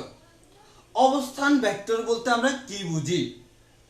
দেখো প্রসঙ্গ কাঠামো আমার 3 ধরনের আছে, এখানে আমরা মেইনলি কাজে লাগাবো 2 ধরনের, একটা হচ্ছে দ্বিমাত্রিক আর একটা হচ্ছে ত্রিমাত্রিক। তোমরা জানো প্রসঙ্গ কাঠামোতে অক্ষগুলো পরস্পর লম্বালম্বি ভাবে থাকে। দ্বিমাত্রিকে 2টা অক্ষ আমরা সাধারণত x আর y বলি, আর ত্রিমাত্রিকে 3টা অক্ষ x y z। তাহলে আমি যদি এটা দ্বিমাত্রিক প্রসঙ্গ কাঠামো নিই, সেটা হবে এরকম ভাইয়া, এই যে এটা হচ্ছে দ্বিমাত্রিক প্রসঙ্গ কাঠামো, এটা হচ্ছে আমাদের x, এটা হচ্ছে আমার y অক্ষ, আর এটাকে আমরা কি বলবো? মূল বিন্দু বলবো। এটা হচ্ছে কার্তেশীয় স্থানাঙ্ক ব্যবস্থা। তোমাদের নেক্সট ম্যাথ ক্লাসে তোমরা এগুলো পাবা, যে সরলরেখার ক্লাস শুরু করা হবে, মিরাজ ক্লাস নিবে সরলরেখার, তো সেখানে তোমাদেরকে বলবে যে আমাদের সরলরেখার ক্লাসে তোমরা পাবা কার্তেশীয় পোলার স্থানাঙ্ক ব্যবস্থা। তো আমাদের কার্তেশীয় স্থানাঙ্ক ব্যবস্থায় যে কাঠামো আছে তার মধ্যে এটা হচ্ছে মূল বিন্দু, এটা x অক্ষ, এটা y অক্ষ। আর যদি আমি ত্রিমাত্রিক প্রসঙ্গ কাঠামো নিই, ত্রিমাত্রিক, তাহলে আমরা বলতে পারবো ত্রিমাত্রিক প্রসঙ্গ কাঠামো হলে একটা আমার x অক্ষ, আর একটা y অক্ষ, আর একটা z অক্ষ। আমি আজকে কি করব জানো? আজকে আমরা অ্যাপ্লাই করব সিপি পদ্ধতি। সিপি মানে হচ্ছে সোরা পদ্ধতি, সি মানে হচ্ছে সোরা, পি মানে হচ্ছে পদ্ধতি। আজকে সোরা পদ্ধতি অ্যাপ্লাই করব। হ্যাঁ, মানে হচ্ছে এক কথায় আমি জিনিসটা না জেনেও জেনে যাব, আমি জিনিসটা না জেনেও জেনে যাব, চুরি করেও করব না। তাহলে একটু খেয়াল করে দেখো, আমাদের প্রথমত আসি আমরা ডেফিনিশনটা অবস্থান ভেক্টর। দেখো আমরা যদি বলি আমাদের এখানে কোন একটা ভেক্টর, আমাদের কোন একটা বিন্দু, কার্তেশীয় স্থানাঙ্ক সম্পর্কে তোমরা 9 থেকে সবাই জানো, x অক্ষের দিকে এত একক, y অক্ষের দিকে এত একক, 1 2 3 4 করে যাব, y অক্ষের দিকে এভাবে যাব। তো আমার কাছে হচ্ছে কোন একটা নির্দিষ্ট বিন্দু মনে করে আমার কাছে আছে, আমি x অক্ষের দিকে 1 2 3 একক গেলাম, y অক্ষের দিকে 1 2 3 4 একক গেলাম। বুঝতেই পারছো এটা হচ্ছে আমার 3,4 একটা বিন্দু। একইভাবে এখানে তুমি আর দুইটা দিলে তো হবে না, 3টা অক্ষ আছে, তাহলে এখানে তোমাকে x y z 3 দিকে যাইতে হবে। আমি এখন এটা ব্যাখ্যা করতেছি না, গত ক্লাসে ব্যাখ্যা করছিলাম 3টা কলম দিয়ে গড়ের কর্নারের মতো করে, তো আজকে আমি সেটা ব্যাখ্যা করতেছি না। আমার ত্রিমাত্রিকে যখন আমি আসবো তখন আরো ক্লিয়ারলি ব্যাখ্যা করব। আজকে হচ্ছে দ্বিমাত্রিক পরে ত্রিমাত্রিক হচ্ছে সূরা পদ্ধতিতে করব, অর্থাৎ গেস করে নিব। ত্রিমাত্রিকে কোন একটা বিন্দু মনে করে এটা, তার স্থানাঙ্ক হইতে পারে 3,4,2। এর মানে কি? এর মানে এটা মানে হচ্ছে সে x অক্ষের দিকে 3 একক গেল, y অক্ষের দিকে 4 একক গেল। আর এটা মানে কি? x অক্ষের দিকে 3 একক, y অক্ষের দিকে 4 একক, z অক্ষের দিকে 2 একক। ওকে, আচ্ছা, তাহলে প্রথমটা x, পরেরটা y, প্রথমটা x, পরেরটা y, পরেরটা z। এখন প্রসঙ্গ কাঠামোর যে মূল বিন্দু আছে, এটা হচ্ছে আমাদের মূল বিন্দু, এটা হচ্ছে মূল বিন্দু। আর আমরা এটা বলতে পারি কোন একটা বিন্দুর অবস্থান বলতে পারি কিনা, যেভাবে বলতে পারি, এটা আমরা কি বলতে পারি? কোন একটা বিন্দুর অবস্থান বলতে পারি। তাহলে প্রসঙ্গ কাঠামোর মূলবিন্দুর সাপেক্ষে, দেখো আমি ডেফিনিশন পড়াতে পড়াতে ভিতরে অনেক কিছু পড়াই ফেলতেছি, আলটিমেটলি আমার ওইটাই টার্গেট ছিল। তাহলে প্রসঙ্গ কাঠামোর মূলবিন্দুর সাপেক্ষে এই পয়েন্টের সাপেক্ষে কোন একটা বিন্দুর অবস্থান নির্ণয় করব। তাহলে কার সাপেক্ষে, আবার চিন্তা করো, প্রসঙ্গ কাঠামোর মূলবিন্দুর সাপেক্ষে কোন একটা বিন্দুর অবস্থান নির্ণয় করব। প্রসঙ্গ কাঠামোর মূলবিন্দুর সাপেক্ষে কোন একটা বিন্দুর অবস্থান নির্ণয় করব।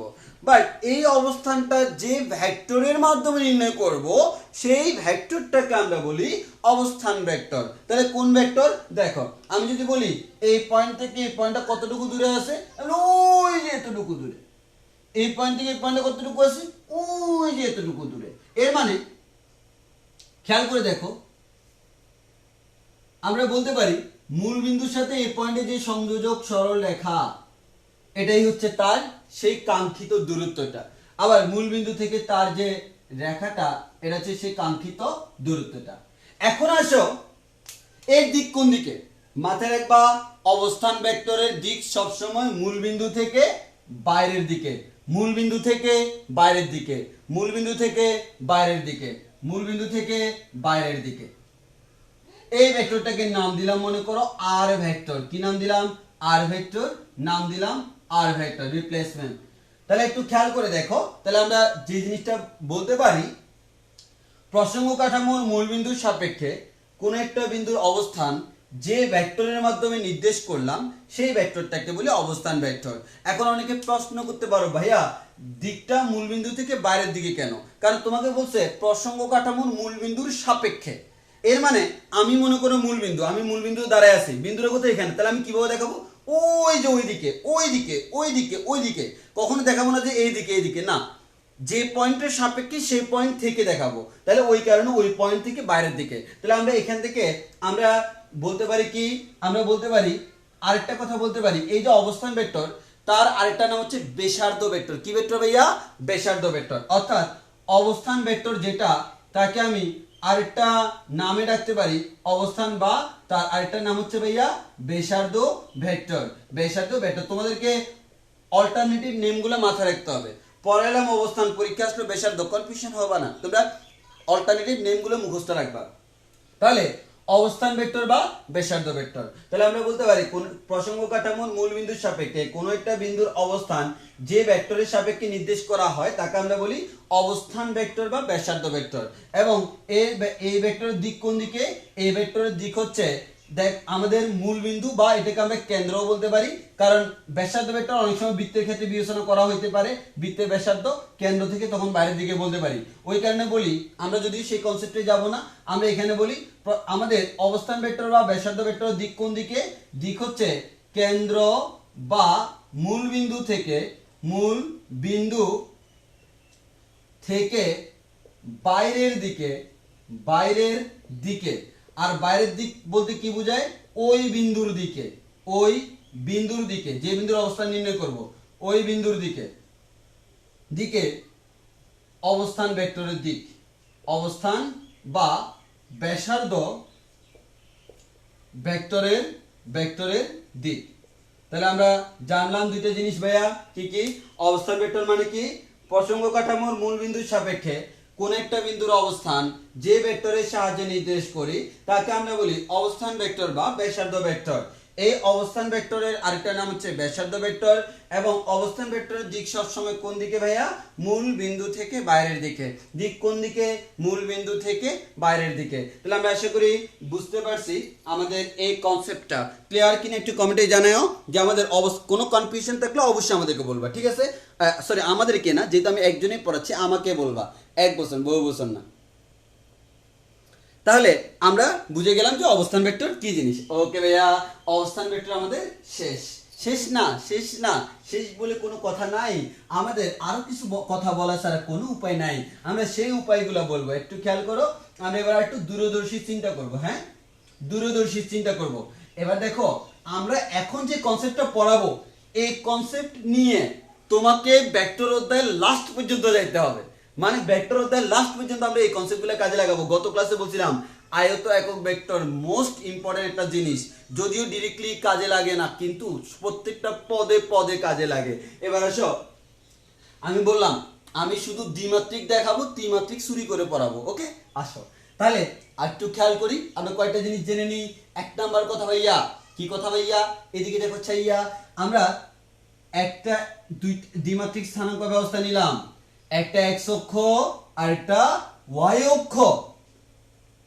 আমি তোমাকে বললাম কোন একটা বিন্দুর স্থানাঙ্ক দেখো, 1 2 3, এদিকে গেলাম 1 2 3 4। তাহলে খেয়াল করো, আমি এই পয়েন্টটাকে নাম দিলাম এ বিন্দু। এ বিন্দুর স্থানাঙ্ক কত? এ বিন্দুর স্থানাঙ্ক হচ্ছে 3,4। তাহলে 3,4 মানে কি? এক্স অক্ষের দিকে গেলাম 3 একক, ওয়াই অক্ষের দিকে গেলাম কত একক?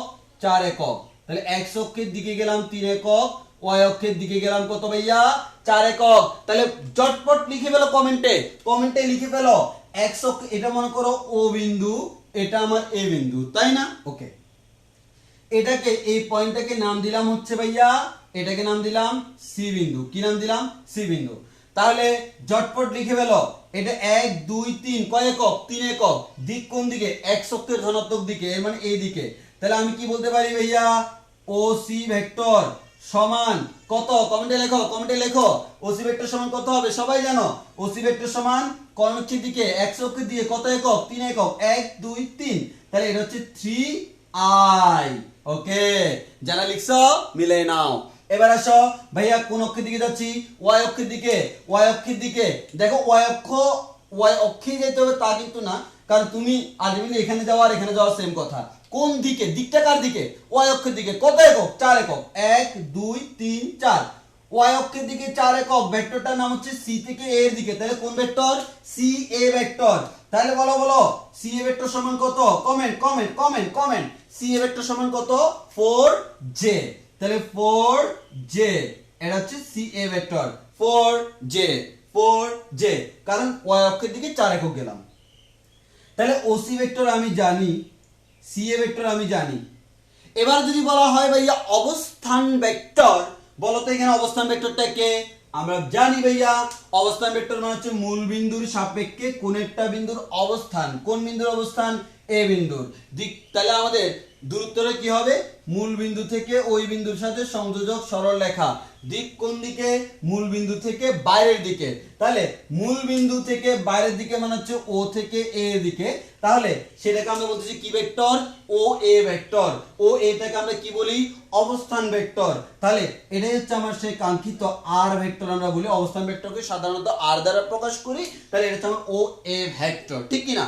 এখন আসো ভাইয়া আমাকে ও এ ভেক্টরটা বের করতে হবে। তাহলে আমি ও সি জানি, সি এ জানি। প্রশ্ন হলো ও এ সমান কত জানি? দেখো যারা একটু চালাক তারা হলে জেনে গেছো। কিভাবে ভাইয়া? এই তুমি চিন্তা করো না, তুমি এটা জানো, এটা জানো, এটা জানতে হবে। এই তিনটা মিলে একটা ত্রিভুজ গঠন করে না? এবার ত্রিভুজে দেখো তো একই ক্রমে কে কে আছে? ওসি এবং ও এ। ভিন্ন ক্রমে কে আছে? সরি, ওসি এবং সি এ। ভিন্ন ক্রমে কে আছে? ও এ। তাহলে আমি কি বলতে পারি না একই ক্রমে যারা আছে OC vector plus OC vector plus C A vector, C A vector সমান ও এ ভেক্টর বলা যায় কি না? অবশ্যই যায়। এবার তাহলে বলতে পারি দেখো, দেখো কি ওসি সমান কত? 3i প্লাস সি এ সমান কত? 4j ইকুয়ালস টু ও এ সমান কত? ও এ, ও থেকে এ এর দিকে। তাহলে ও এ সমান কত হবে? ও এ সমান তো আমরা এই যে আর ধরে নিছি, হ্যাঁ আমরা আর ধরে নিছি, আর এর মান আমরা বের করব। সুতরাং আমরা কি বলতে পারি? R vector equals to 3i plus 4j বলা যায় কিনা?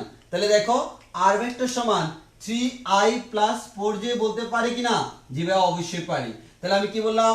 আর ভেক্টর সমান 3i plus 4j, 3i plus 4j, 3i plus 4j। একটু খেয়াল করো, এবার পরীক্ষায় তোমার তো আর প্রমাণ লাগবে না, তুমি ডাইরেক্ট বলে দিবা, ডাইরেক্ট বলে দিবা।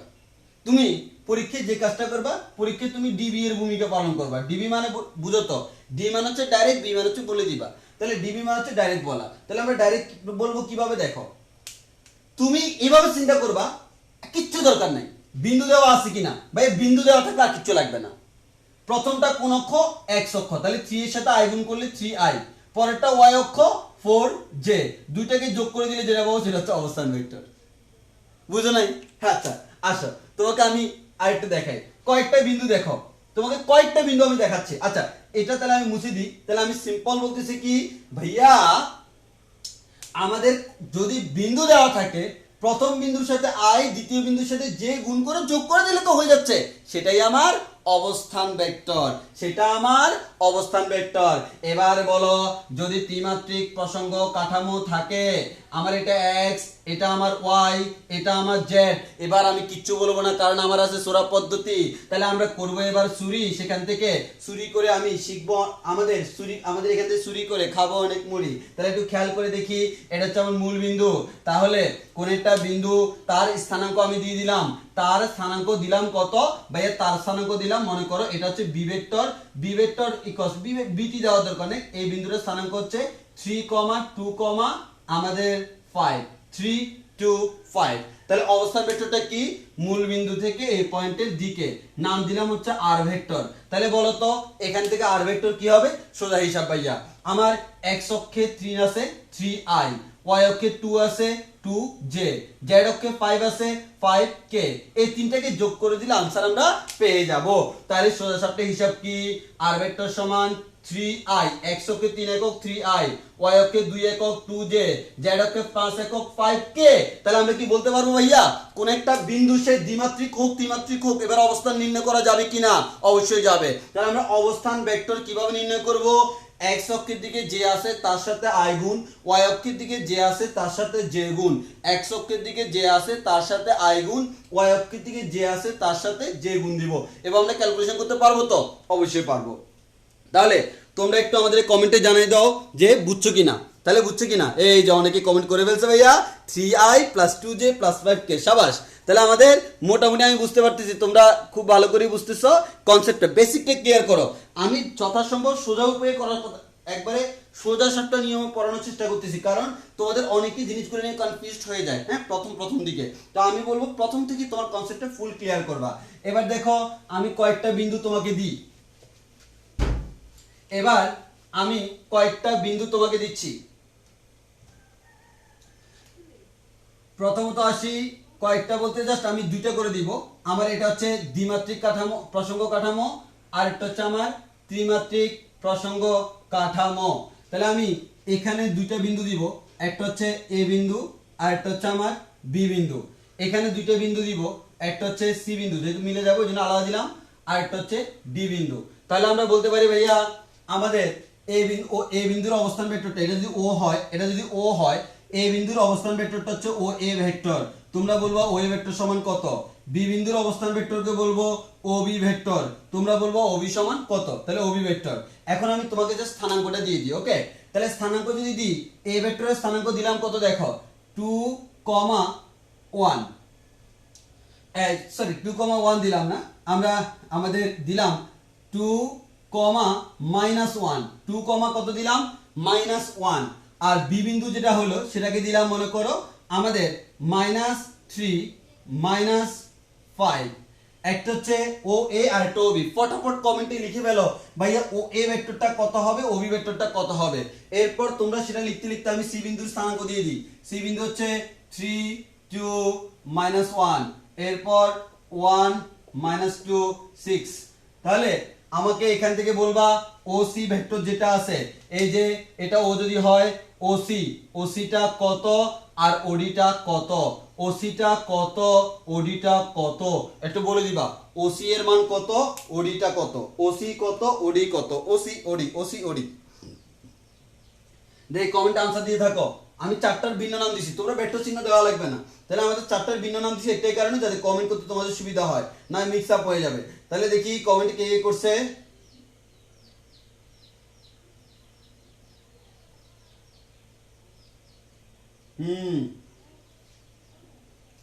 এই তো অনেকে পারতেছে, হ্যাঁ করে যাও। ও এ সবাই পারছে, ও এ সবাই পারছে। ও বি বলো, ও সি বলো, ও ডি বলো।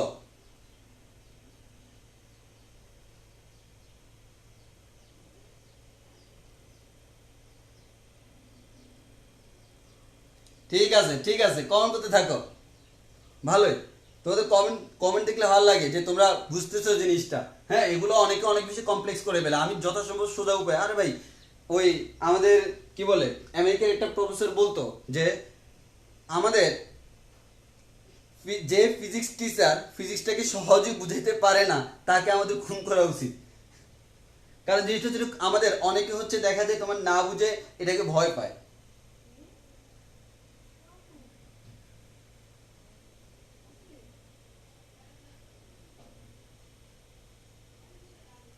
এই তো, তাহলে আমাদের ও এ গেল, ওবি গেল, ওসি, ওডি। হ্যাঁ করতে থাকো, ওডি একটা করতে থাকো। এই যে ওডি পর্যন্ত আমরা পেয়ে গেছি অনেক থেকে আনসার। হুম, এই তো সবাই পারতেছ। যাক, সবার কন্ট্রিবিউশন দেখে ভালোই লাগতেছে, আমাদের সবাই পারতেছে, এর মানে বোঝানোটা সার্থক। আচ্ছা আসো, এবার আমি একটু বলি, তাহলে আমার সাথে মিলাই নাও যারা পারো নাই। ও এ ভেক্টর মানে কি ভাইয়া? ও এ ভেক্টর মানে হচ্ছে 2, -1, ঠিক না? তাহলে 2 এর সাথে আই গুণ দিলে কত হবে? 2i, যেটা x অক্ষ বরাবর। আর -1 এর সাথে জে গুণ দিলে কি হবে? -1j। আচ্ছা, তাহলে আমরা কি বলতে পারি? এই দুটোকে যোগ করব, কিন্তু এখানে তো মাইনাস আছে। তাহলে তুমি দেখো যোগ করলে কি হবে? এটা প্লাস এটা, তো প্লাসে মাইনাসে কি হয়ে যায়? মাইনাস হয়ে যায়। এক কথায় তুমি এটা টেনশন করার দরকার নাই, তুমি পরীক্ষায় চিন্তা করবে এভাবে, 2 আছে 2i, এবার -1 আছে -1 j। কিন্তু একটু খেয়াল করো তো, 1 এর সাথে j গুণ দিলে কি হয়? খালি j হয় না? তো এটা একটু দেখতে কেমন, মানে কেমন কেমন লাগে না জিনিসটা, যে ভাইয়া জে এর সাথে 1 গুণ আছে, জে কে জে, তো জে কে যদি জে হয় তুমি 1 জে রাখার কি দরকার? রাখিও না। হ্যাঁ, দেখতে মানে এমন না যে ভুল, শুদ্ধ, তবে আমরা না রাখা উত্তম। আমরা এভাবে লিখবো, টোয়াইস এ মাইনাস জে, টোয়াইস এ মাইনাস জে। তো আমরা শুধু শুধু ওয়ানটা লিখবো না। হ্যাঁ, দেখতে দেখতে খারাপ দেখে। হ্যাঁ, আমরা সায়েন্সের স্টুডেন্ট, আমরা তো গুণ জানি, জানো না সবাই? আমি ক্লাসে দেখলে এখন নামটা পড়াইতাম, এক একে এক, দুই একে দুই, এখন তো পড়াইতে পারতেছি না। হ্যাঁ, আর ছোটবেলায় তো একের নামটা পড়ছে, এখন আমি মাইনাস একের নামটা পড়াইতাম, -1 কে এক, -1 * 2 -2, এভাবে পড়াইতাম। তাহলে আসো, তাহলে মাইনাস টোয়াইস এ মাইনাস জে। এবার আসি এখানে, তাহলে আমি আর ওইভাবে চিন্তা করবো না, -3 আছে না, তাহলে -3 x অক্ষের দিকে i, -5 আছে, -5 y অক্ষের দিকে j। এবার আসো ওসি ভেক্টর, তাহলে প্রথমটা হচ্ছে কত? 3i, এরপর হচ্ছে কত? 2j, এরপর হচ্ছে কত? -1k, তাহলে k আমাদের 1 লিখবো না, -k। এরপর আসো পরেরটা ডি ভেক্টর, প্রথমটা 1, 1 মানে হচ্ছে i, পরেরটা -2 মানে হচ্ছে -2j, পরেরটা 6, এর মানে হচ্ছে +6k। আশা করি সবাই বুঝতে পারছো যে আমার কোনটা কি মিন করে। তাহলে আমরা অলরেডি বুঝে গেলাম যে আমাদের এখানে অনেকগুলো ভেক্টর আছে, ওই যে ভেক্টরগুলো আমরা বের করে শিখলাম।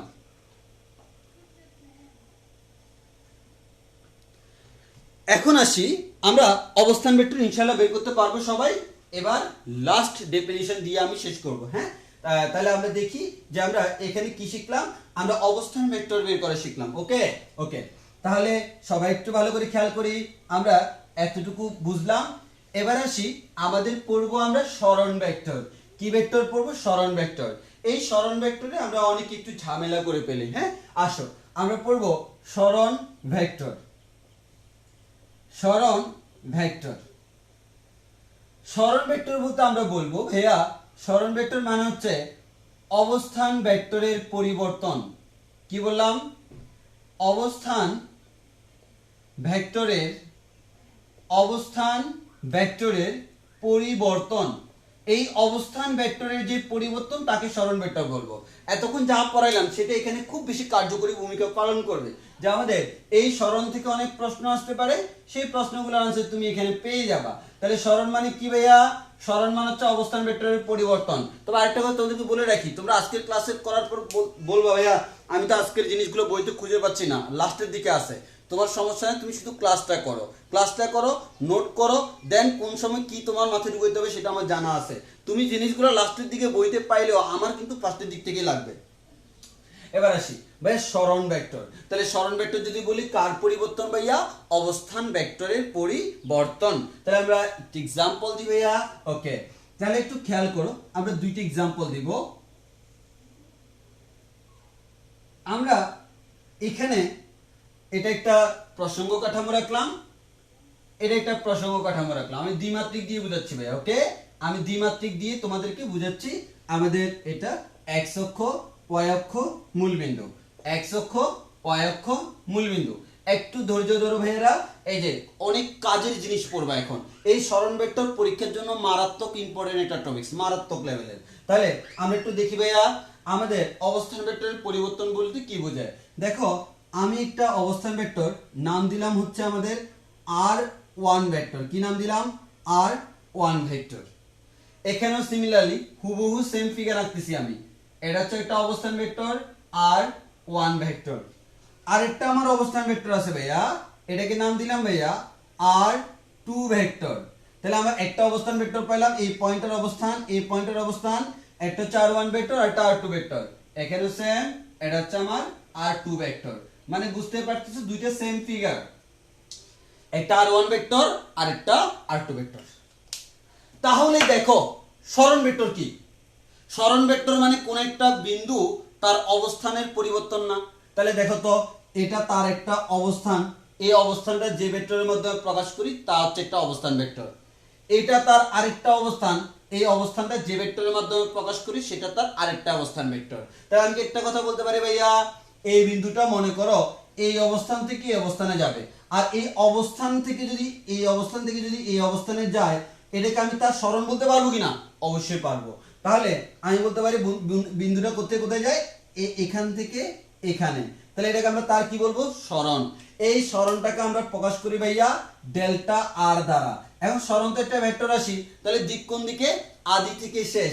তার আদি দিক হচ্ছে এখানে, শেষ দিক এখানে, এর মানে এই দিকে। আবার আমি উল্টা বলতে পারি না ভাইয়া, সে 1 নাম্বার থেকে 2 নাম্বারে না গিয়ে সে তো আমার 2 নাম্বার থেকে 1 নাম্বারের দিকেও যাইতে পারে। এখানে অনেক কনফিউজড হয়, কারণ আমি দুইটা ফিগার একসাথে প্যারালালে দেখাচ্ছি। তাহলে সে কোথায় কোথায় গেল? 2 থেকে 1 এ গেল। তাহলে এটা হচ্ছে তার ডেল্টা আর, সেটা হচ্ছে তার সরণ ভেক্টর। এটা হচ্ছে তার কোন ভেক্টর ভাইয়া? এটা হচ্ছে তার সেই কাঙ্ক্ষিত সরণ ভেক্টর। তাহলে এটার দিক কোন দিকে ভাইয়া? এটার দিক হচ্ছে এই দিকে, এটার দিক এই দিকে। এটা হচ্ছে ডেল্টা আর, এটার দিক হচ্ছে এই দিকে। এখন আসি, কারণ এখানে যাত্রা আরম্ভ করেছিল 1 নাম্বার পয়েন্ট থেকে 2 নাম্বার পয়েন্টের দিকে, আর এখানে 2 নাম্বার পয়েন্ট থেকে 1 নাম্বার পয়েন্টের দিকে। তাহলে আমরা একটু খেয়াল করি। প্রথম কথা, তুমি চিন্তা করো, এটা একটা অবস্থান, এটা একটা অবস্থান, এই অবস্থান থেকে এই অবস্থানে গেল, এটাকে সরণ বলবো কিনা? জি ভাইয়া বলবো। এই প্রথম থেকে শেষের দিকে যদি দিক দেখে, এটাকে সরণ ভেক্টর বলা যাবে কিনা? যাবে। আলটিমেটলি দেখো তো, এটা তার একটা অবস্থান ভেক্টর, এটা আরেকটা অবস্থান ভেক্টর না? তাহলে অবস্থান ভেক্টরটা পরিবর্তন হয়েছে কিনা? হয়েছে। ওই কারণে পরীক্ষায় বলবা কোন একটা বস্তুর অবস্থান, যেহেতু আমরা ভেক্টর পড়তেছি ভেক্টরের মতো করে বলবো। কোন একটা বস্তুর অবস্থান ভেক্টরের আগে বলতাম কোন একটা বস্তুর অবস্থানের পরিবর্তনকে সরণ বলি, এবার বলবো অবস্থান ভেক্টরের পরিবর্তনকে সরণ ভেক্টর বলি। এমন আগের ডেফিনিশনে খালি ভেক্টর লাগাই দিব। কোন একটা বস্তুর অবস্থান ভেক্টরের পরিবর্তনকে কি বলবো? সরণ ভেক্টর বলবো। অবস্থান ভেক্টরের পরিবর্তনকে কি বলবো ভাইয়া? সরণ ভেক্টর বলবো। এবার আসি, তাহলে আমি যদি বলি এখানে তোমাকে বের করতে বলি, তাহলে একটু খেয়াল করো তো আমরা কি করব। আচ্ছা বলো, এবার ডেল্টা আর বের করবো না? এখন দেখো এটা ট্রায়াঙ্গেল হয়ে গেছে। ট্রায়াঙ্গেল হলে আমাদের একটা বড়সড় সুবিধা আছে। সেই সুবিধা কি? একই ক্রমে যারা আছে তাদের যোগফল ভিন্ন ক্রমেরটার সমান। তাহলে এই যে একই ক্রমে আছে, একই ক্রমে আছে, আর এটা ভিন্ন ক্রমে, তাহলে কার কার যোগফল কার সমান? তাহলে আমরা বলতে পারি r1 vector plus delta R vector equals to, আমরা কি বলতে পারি? r2 vector. r1 vector plus delta R vector সমান কত? r2 vector. আমার লাগবে কি? Delta R vector. তাহলে delta R vector equals to, আমরা বলতে পারি r2 vector minus r1 vector. ঠিক কি না? ওকে, এবার আসি এখানে। এখানে যদি আসো, এখানে একই বরাবর কি আছে দেখো, আবার ট্রায়াঙ্গেল। এবার দেখ একই ক্রমে আছে আমার, এই দুইটা একই ক্রমে, এটা আমার ভিন্ন ক্রমে। তাহলে একই ক্রমে কি কি আছে ভাইয়া? একই ক্রমে r2 এবং ডেল্টা আর। তাহলে আমরা বলতে পারি r2 vector plus delta R vector equals to r1 vector. তাহলে delta R vector equals to কি বলা যায়, delta R vector equals to বলা যায় r1 vector minus r2 vector, r1 vector minus r2 vector.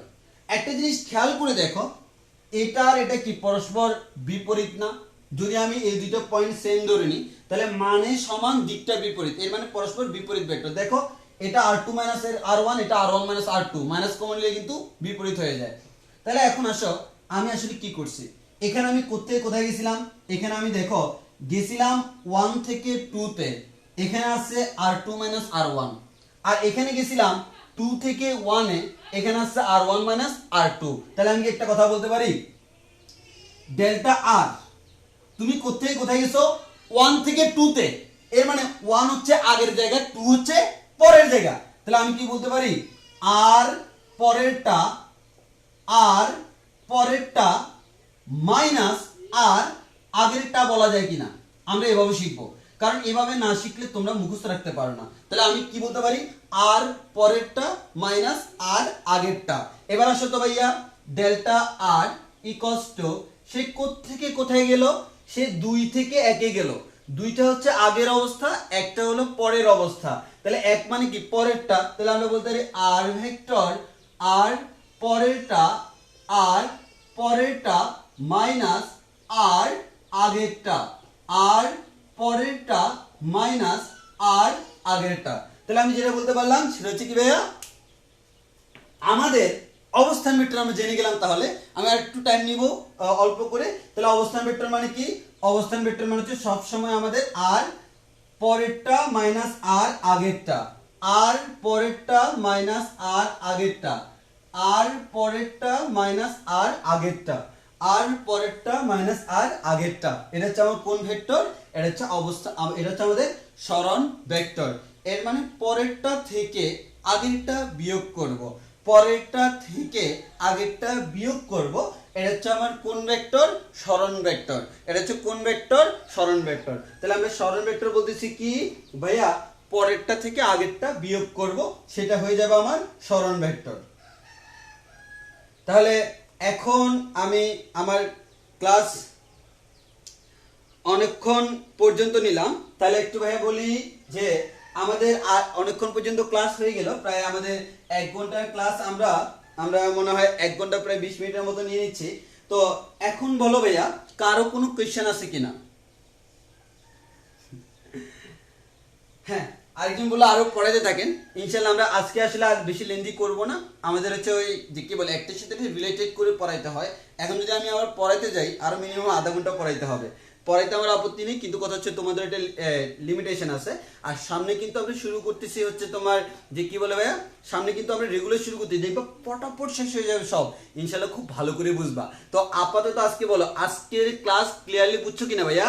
সবাই একটু কমেন্টে বলো যারা ক্লাস করছো, ক্লাসটা ক্লিয়ারলি বুঝছো কিনা, আর কারো কোনো প্রবলেম আছে কিনা, কারো কোনো প্রবলেম আছে কিনা। দেখ একজন কমেন্ট করলো আরো, হ্যাঁ যেটা লাস্ট আছে এটা পিক নেই, বাচ্চা যাও, তুমি যেহেতু বলছো আগে পিক নিয়ে নি, আমি এখন ক্লাস শেষ করে সাথে সাথে এটা দিয়ে দিব, আমি ছবিগুলা এখনই দিয়ে দিব।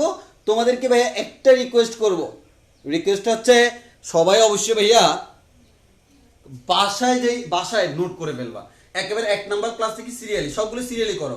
কেউ যদি আগের কোনো ক্লাস মিস দাও, আমি লিঙ্ক দিয়ে দিচ্ছি, সেই লিঙ্ক থেকে তুমি সিরিয়ালি করো, সবগুলো করো, ইনশাআল্লাহ খুব ভালো একটা বেসিক হবে। আর এই ভেক্টর হচ্ছে ফিজিক্সের ভিত্তি বা মূল, কারণ ইন্টারমিডিয়েট ফিজিক্স ভেক্টর ছাড়া পড়া যায় না। ভেক্টর যে যত ভালোভাবে বুঝবে তার আশা করি ফিজিক্সের বেসিক তত স্ট্রং হবে। বলো কারো কোনো প্রবলেম আছে কিনা?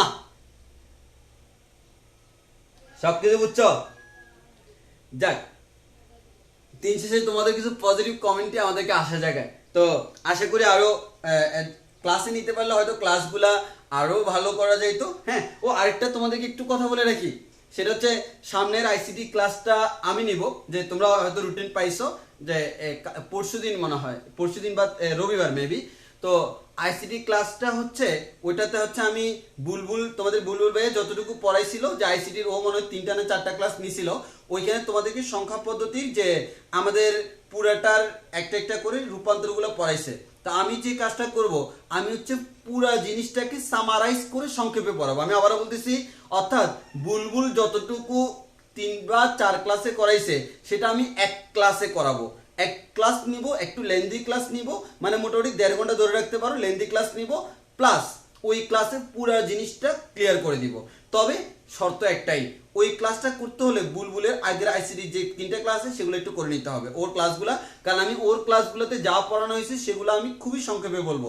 তো সংক্ষেপে আমি ডাইরেক্ট যখন বলবো, কেউ যদি একবার শূন্য থেকে শুরু করো ভাই বুঝবা না, তাহলে আমাদের হচ্ছে তোমাকে কি করতে হবে, ওই বুলবুলের যত যে ক্লাসগুলো ছিল সেগুলো তোমরা করো।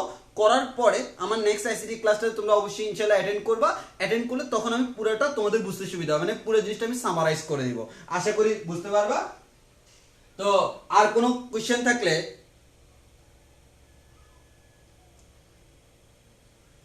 আর কোনো কোশ্চেন থাকলে বলো। আমরা আজকে এতটুকু পর্যন্ত রাখি। আর আইসিটির কথা আরেকজন যেটা বলতেছে, আসলে এখন আমার অতিরিক্ত লেভেলের প্রেশার থাকার কারণে আমি আসলে আইসিটি সবগুলো ক্লাস মেনটেন করতে পারতেছি না, বিভিন্ন জায়গায় আমাকে ক্লাস নিতে হচ্ছে। তো নর্মালি দিন শেষে যখন কোচিং শুরু হবে তখন আইসিটি ক্লাসগুলো ইনশাল্লাহ সবগুলো আমি কন্টিনিউ করব। আইসিটি সাধারণত মডুলাসের আইসিটি টিচার আমি, বাট এখন একটু প্রবলেম হওয়ার কারণে আমি সবগুলো মেনটেন করতে পারতেছি না।